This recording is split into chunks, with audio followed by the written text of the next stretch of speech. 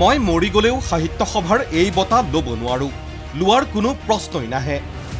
সেই বঁটাটো গ্ৰহণ কৰাৰটো প্ৰশ্নই নুঠে বাৰু, প্ৰশ্নই নুঠে। আৰু এইটো মই শিশু সাহিত্যিকৰ কৃতিত্বটো ল'ব নোৱাৰোঁ। মই শিশুৰ কাৰণে একোৱেই কৰা নাই এতিয়ালৈকে। কিতাপখন পঢ়িলে নিশ্চয় তাৰমানে তেওঁলোকে সেই বঁটাটো মোক নিদিলেহেঁতেন। নপঠোৱা কিতাপ এখন নপঢ়াকৈ বঁটাটো দিলে, অথচ যিসকলে কিতাপ পঠাইছিলে তেওঁলোকৰ কিতাপবোৰ ক'লৈ গ'ল? তেওঁলোকে নাচালে নেকি, নে ক'ৰবাত পঢ়ি থাকিলে?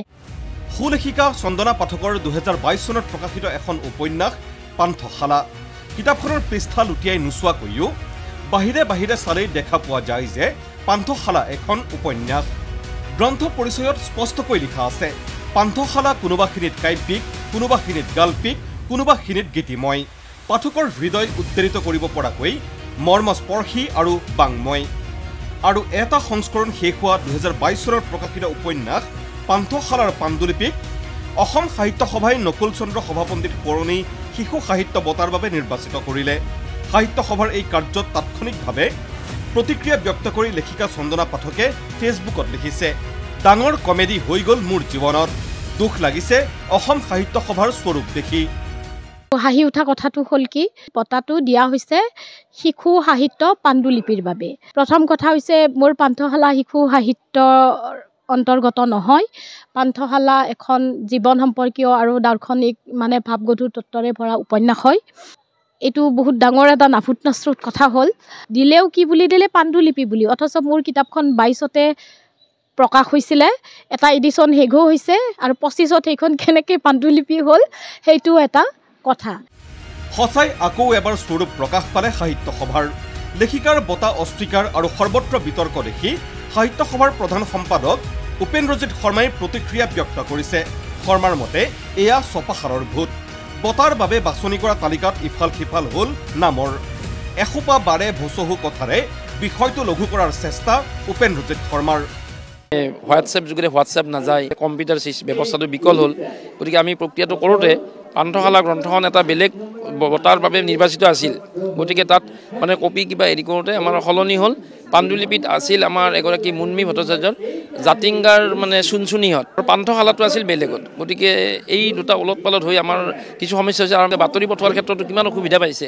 আজি 5-6 দিন আপোনালোকক লগ পায়ে আছোঁ, আপোনালোকৰ শাওন নাই। আমি প্ৰথম দিনাখন আপোনাক 30 তাৰিখে যিটো সুন্দৰ চেহেৰাৰে দেখিছিলোঁ, আজি আপোনাৰ যিটো বিবৰ্ণ চেহেৰা আপুনি আইনাত দেখিলে গম পাব আপোনাৰ অৱস্থাটো কি হৈছে।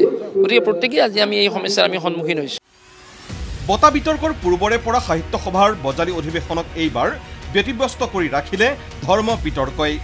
অন্তিম দিনত আয়োজিত জনগোষ্ঠীয় সংগঠনৰ আলোচনা চক্ৰলৈ সংখ্যালঘু সংগঠনক আমন্ত্ৰণ নকৰাক লৈ বহু সংখ্যালঘু সংগঠনে সমালোচনা কৰিছে সাহিত্য সভাৰ বজালী আয়োজক সমিতিক। আৰু আয়োজক সমিতিৰ সভাপতি ৰঞ্জিত দাসৰ মতে বিষয়টোক লৈ অযথা সৃষ্টি হৈছে বিতৰ্কৰ। যুক্তি হিচাপে মন্ত্ৰী ৰঞ্জিত দাসে টানি আনিলে APJ আব্দুল কালামৰ নাম। সম্ভৱতঃ এই প্ৰথমবাৰৰ বাবে ভাৰতত কোনো লোকে ধৰ্মৰ বিতৰ্কৰ মাজলৈ মিছাইল মেন খ্যাত দেশৰ প্ৰাক্তন ৰাষ্ট্ৰপতি প্ৰয়াত APJ আব্দুল কালামৰ নাম টানি আনিলে। কি ক'লে শুনক ৰঞ্জিত দাসে। ধৰ্মীয় দৃষ্টিভংগীক সাহিত্য সভাই চোৱা বুলি দুই এটা সংগঠনৰ মই ছ'চিয়েল মাধ্যমত, সামাজিক মাধ্যমত দেখিছোঁ। এইটো আমি দুখ পাইছোঁ এইকাৰণে যে ডক্টৰ ইদ্ৰিছ আলী অসম সাহিত্য সভাৰ এগৰাকী পুৰোধা ব্যক্তি, সেইগৰাকী ব্যক্তিয়ে আমাৰ মূল যিখন প্ৰতিনিধি শিবিৰৰ সম্পাদক হিচাপে অংশগ্ৰহণ কৰিছিল।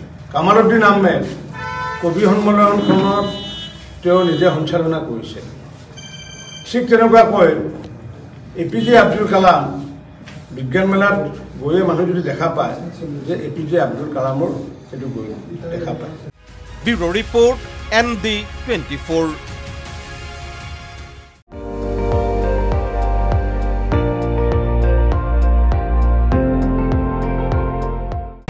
আপুনি চাই আছে ND24, সৰ্বশ্ৰেষ্ঠ নহয় সৰ্বোত্তমৰ দৌৰত।